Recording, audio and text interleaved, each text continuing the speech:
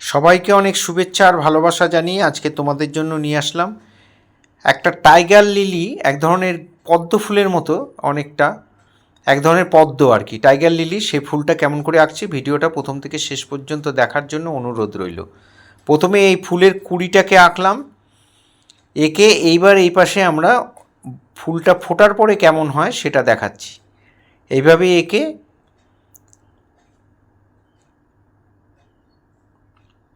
এবার এখান থেকে শুরু করে এইটা এরকম ঢেউ খেলে উপর দিকে উঠে যাবে, আর এপাশ থেকে এসে এইটাও এরকম ওপর দিকে উঠে যাবে। এর মিডিলের অংশটা এইভাবে যাবে, এখান থেকে ভেতরের অংশটা এসে এইভাবে গিয়ে পাপড়িটা, ফুলের পাপড়িটা এইভাবে মুড়িয়ে যাবে, উল্টিয়ে যাবে। এখান থেকেও তাই, এখান থেকে একটা পাপড়ি এসে, এটা হচ্ছে বাইরের অংশটা, আর এটা হচ্ছে ভেতরের অংশটা। ভেতরের অংশটা গোলাপি কালার থাকে,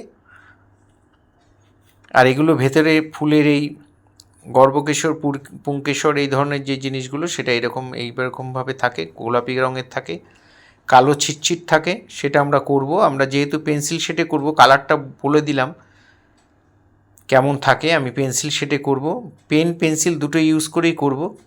সেটা একটু মন দিয়ে দেখো, তাহলে তোমরা অনায়াসে করতে পারবে। এখানে আরেকটা পাতা এরকম উল্টিয়ে রয়েছে, সেই পাতাটা কেমনভাবে রয়েছে সেটাও এখানে দেখিয়ে দিলাম। এবার আমরা টোটাল ছবিটার উপরে ব্ল্যাক বর্ডার করব, মার্কার পেন দিয়ে বা জেল পেন দিয়ে, যেটা দিয়ে তোমাদের সুবিধা সেটা দিয়ে টোটাল ছবিটার উপরে সুন্দর করে বর্ডার করে নেবে।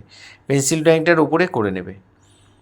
মার্কার দিয়ে করতে পারো, স্কেচ পেন দিয়ে করতে পারো, যেটা তোমাদের কাছে থাকবে সেটা দিয়ে করবে।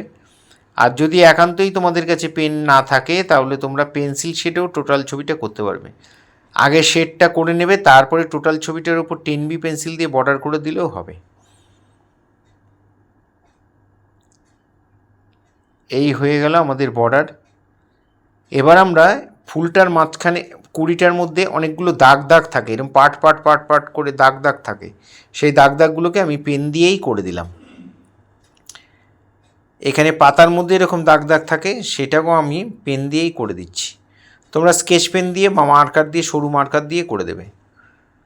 মোটা দিয়ে করবে না, তাহলে এরকম করতে পারবে না, মোটা মার্কারে থ্যাবড়া থ্যাবড়া হয়ে যাবে, করতে পারবে না ভালো করে।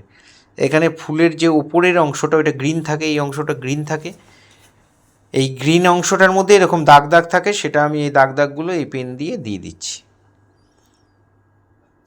আর ভেতরে যে উল্টিয়ে রয়েছে পাপড়িটা, ওটা গোলাপি কালারের থাকে, ডিপ লাইট করা থাকে, শেড থাকে।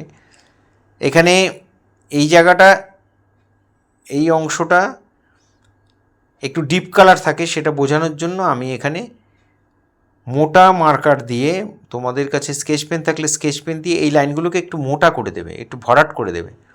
এখানে পুংকেশর, গর্ভকেশরের অংশটাও আমরা এখানে বর্ডার করে দিলাম। এবার আমরা শেড করছি।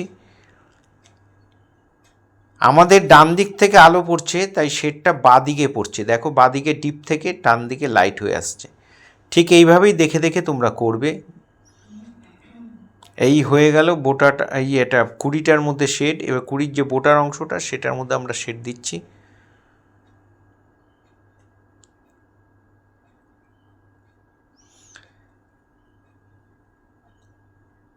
আপনারা যারা প্রথম আমার যারা ভিডিও দেখছেন তাদের কাছে বিশেষভাবে অনুরোধ, ইউটিউবে যারা দেখছেন তারা অবশ্যই আমাকে সাবস্ক্রাইব করবেন, ভালো লাগলে লাইক কমেন্ট করবেন, আর বেল আইকনটা প্রেস করে রাখবেন, তাহলে ভিডিও পাঠানোর সাথে সাথে নোটিফিকেশান আপনাদের কাছে পৌঁছে যাবে। এটা আমি একটু ডিপ পেন্সিল দিয়ে, আমি ডিপ লাইটটা কোন দিক থেকে হবে, আমাদের ডান দিক থেকে পড়ছে, তাই বাঁ দিকে ডিপ করে ডান দিকটা লাইট করে দিচ্ছি। এভাবে তোমরা দেখে দেখে অবশ্যই করে নেবে।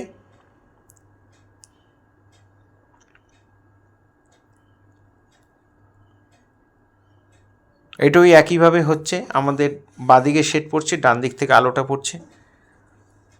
এটা আমি কোনো কিছু ঘষে বা কিছু দিয়ে মেলাইনি, টোটাল ছবিটা আমি পেন্সিল দিয়ে কী করে মেলাবে সেটাও তো তোমাদের জানতে হবে, শিখতে হবে। তাই এখানে দেখো, আমি টোটাল ছবিটা কিন্তু পেন্সিল দিয়ে মিলিয়েছি, কোনো রকম কিছু ঘষাঘষি করে মেলাইনি। তোমরা এরকম পেন্সিল দিয়ে করে, পেন্সিলটা চাপানোর ওপর নির্ভর করবে কতটা ডিপ হবে, কতটা লাইট হবে। এখানে আমরা বুটি বুটি থাকে, সেটাকে আমরা ব্ল্যাক দিয়ে, আমরা মার্কার পেন দিয়ে, মোটা মার্কার দিয়ে ডট ডটগুলো দিয়ে দিলাম। তোমাদের কাছে না থাকলে পেন দিয়ে পেন্সিল 10B পেন্সিল দিয়ে দেবে, এই বর্ডারগুলো 10B পেন্সিল দিয়ে দেবে, তাহলেও দেখবে অনেক ভালো লাগবে। এইভাবে পুরো ভিডিওটা দেখার জন্য সবাইকে অসংখ্য ধন্যবাদ। এইভাবে সবাই আমার সাথে থাকবে, পাশে থাকবে। ভালো থেকো সবাই।